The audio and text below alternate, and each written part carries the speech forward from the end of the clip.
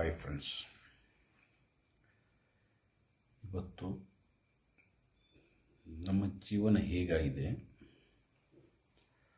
ಅದರ ಬಗ್ಗೆ ಒಂದೆರಡು ಮಾತು ಆಡಲು ಬಯಸ್ತಾ ಇದ್ದೀನಿ. ಈಗಿನ ಸಮಾಜದಲ್ಲಿ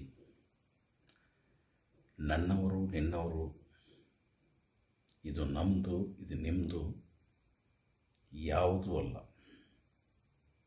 ಅದನ್ನು ನಾವು ತಿಳಿದುಕೊಂಡಿದರೆ ಅದು ನಮ್ಮ ಭ್ರಮೆ. ನಾನು ಇತ್ತಿತ್ತಲಾಗಿ ತಿಳಿದುಕೊಂಡಿದ್ದೆ. ನಾನು ಮಾರ್ಕೆಟ್ನಾಗ ಹೋಗ್ತಿದ್ದೆ, ನನ್ನಂತ ಭಾಳ ಮಂದಿ ಫ್ರೆಂಡ್ಸ್ ಬರ್ತಾಯಿದ್ರು, ನಡೀತಾಯಿತ್ತು. ಒಂದು ದಿನ ನಾನು ಮತ್ತು ನಮ್ಮ ಧರ್ಮಪತ್ನಿ ಇಬ್ಬರು ಮಾರ್ಕೆಟ್ನಲ್ಲಿ ಹೋದ್ವಿ. ಮಾರ್ಕೆಟ್ ಮಾಡ್ತಾ ಮುಂದೆ ಸಾಗಿದ್ವಿ. ಅಲ್ಲಿ ಜವಾರಿ ಬಾಳೆಹಣ್ಣಿತ್ತು. ಇದು ಯಾಕೆ ಹೇಳ್ತದೆ ತಿಳ್ಕೊರಿ. ಜವಾರಿ ಬಾಳೆಹಣ್ಣು. ಅಲ್ಲಿ ಬಾಳೆಹಣ್ಣು ರೇಟ್ ಕೇಳಿದ್ವಿ. ಏನಪ್ಪ ಏನು ರೇಟು ಬಾಳೆಹಣ್ಣು ಅಂತ. ಅವನು ಹೇಳಿದ, ಸರ್ 80 ರೂಪಾಯಿ ಕೆಜಿ ಅಂದ. ಬೇಡಂದು ಮತ್ತೊಂದು ಬಾಜು ಅಂಗಡಿ ಕೇಳಿದ್ವಿ. ಅವನು 50 ರೂಪಾಯಿ ಹೇಳಿದ. ಸರಿ, ವಿಚಿತ್ರ ಅಲ್ಲ. ಆಜು ಬಾಜು ಅಂಗಡಿ, ಒಬ್ಬ 80 ಒಬ್ಬ 50. ನಾವು ಒಮ್ಮೆ ಶಾಕ್ ಬಿಡೋದಂಗಾಯಿತು. ಏನಪ್ಪ ಎರಡು ಹೆಚ್ಚು ಒಳಗೆ 30 ರೂಪಾಯಿ ಡಿಫ್ರೆನ್ಸ್. ನಾನು ನಮ್ಮ ಮಿಸ್ಸಸ್ನ ಅಲ್ಲೇ ನಿಲ್ಲಿಸಿ ಬಾಜು ಬಾಳೆಹಣ್ಣು ಮೊದಲು ಕೇಳಿದ ಬಾಳೆಹಣ್ಣು ಅಂಗಡಿಗೆ ಹೋಗಿ ಕೇಳಿದೆ, ಏನಪ್ಪ ಇಲ್ಲೇನು ಬಾಜು 50 ರೂಪಾಯಿ ಚೆನ್ನಾಗಿ ನೀನು 80 ರೂಪಾಯಿ ಕೆ ಜಿ ಹೆಚ್ಚಲ್ಲ ಅಂದ. ಅದಕ್ಕೆ ಅವನು ಏನು ಹೇಳಿದ ಗೊತ್ತಾ, ಸರ್ ನಾನು ನಿಮಗೆ ಗೊನೆ ಒಳಗೆ ಕಟ್ ಮಾಡಿ ಬಾಳೆಹಣ್ಣು ಕೊಡ್ತೇನೆ, ಅವನು ಉದುರಿದ ಬಾಳೆಹಣ್ಣು ಕೊಡ್ತಾನೆ. ಅದಕ್ಕೆ ಅವನು ಉದುರಿದ ಬಾಳೆಹಣ್ಣು ಕೊಡ್ತಾನೆ, ಅವನು 50 ರೂಪಾಯಿ. ನಾನು ಗೊನೆ ಒಳಗೆ ಕಟ್ ಮಾಡಿ ಕೊಡ್ತೀನಿ, ಅದು 80 ರೂಪಾಯಿ. ಅದಕ್ಕೆ ಬೆಲೆ ಇದೆ ಸರ್ ಅಂದ. ನಾನು ಅವಾಗ ತಿಳ್ಕೊಂಡೆ, ಈ ಉದುರಿದ ಬಾಳೆಹಣ್ಣು ಅಂದ್ರೆ ನಾನು, ನನ್ನ ಹೆಂಡತಿ, ನನ್ನ ಮಕ್ಕಳು, ಬೇರೆ ಯಾರೂ ಬೇಕಾಗಿಲ್ಲ. ಅದಕ್ಕೊಂದು ಕಂಪೌಂಡ್ ಹಾಕಿಬಿಡೋದು, ಬೇರೆ ಯಾರಿಗೂ ಸಂಬಂಧ ಇಲ್ಲ. ನಾನು, ನನ್ನ ಹೆಂಡತಿ, ನನ್ನ ಮಕ್ಕಳಂತ ಕಂಪೌಂಡ್ ಹಾಕಿದ್ದು, ಅದು ಉದುರಿದ ಬಾಳೆಹಣ್ಣು. ಇದು ಬ್ರಾಡ್ ಮೈಂಡ್, ವಿಶಾಲವಾದ ಮನಸ್ಸು. ನನ್ನದು, ನಮ್ಮವರು, ತಮ್ಮವರು, ಅಕ್ಕ ತಂಗಿ, ಅಣ್ಣ ತಮ್ಮ, ತಂದೆ ತಾಯಿ, ಬಳಗ ಎಲ್ಲ ಸೇರಿದೆ ಅಲ್ಲ, ಅದಕ್ಕೆ ವ್ಯಾಲ್ಯೂ ಇದೆ. ಅದಕ್ಕೆ ಫ್ರೆಂಡ್ಸ್ ನಾನು ಹೇಳ್ತಾ ಇದ್ದೀನಿ, ಈ ಮಾತು ಯಾಕೆ ಹೇಳ್ತಾ ಇದ್ದೀನಿ ಕೇಳ್ಕೊರಿ. ಇದು ಜೀವನದಲ್ಲಿ ಪ್ರತಿಯೊಬ್ಬರಿಗೂ ನಡೆದಂಥ ಘಟನೆ ನಡೆಯುತ್ತಲೇ ಇರುತ್ತದೆ. ಇದು ಯಾರಿಗೂ ತಪ್ಪಿದ್ದಲ್ಲ.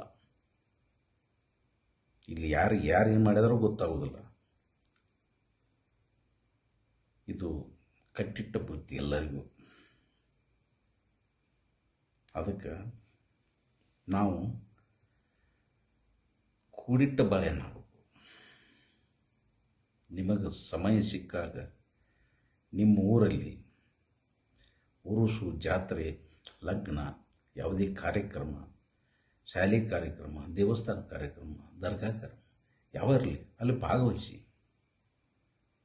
ಅಲ್ಲಿ ನನ್ನವರು ನಿನ್ನವರು ಅಂತ ಬಾಂಧವ್ಯ ಬೆಳೀತಿದ್ದೆ, ನಾವು ಪರಿಚಯ ಆಗ್ತೇವೆ. ಬರೀ ಇದು ಉದುರಿದ ಬಾಳೆಹಣ್ಣು ಕಟ್ಟಿಟ್ರಂದ್ರೆ ಇದು ಎದಕ್ಕೂ ಯೋಗ್ಯತೆ ಇಲ್ಲ. ಲಾಸ್ಟಿಗೆ ಕೊಳತು ಹೋಗ್ತೈತಿ.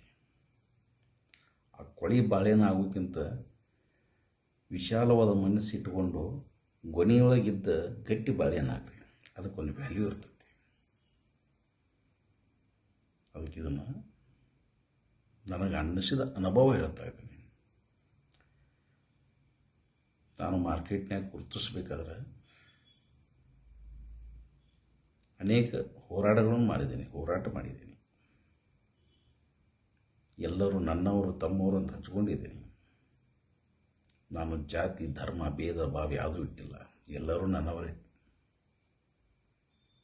ಅದಕ್ಕೆ ವಿಶಾಲವಾದ ಮನಸ್ಸಿಡ್ರಿ, ಮನಸ್ಸು ಹರಿಬಿಡ್ರಿ, ನಿಮ್ಮಷ್ಟು ನೀವು ಬೆಳಿತೀರಿ.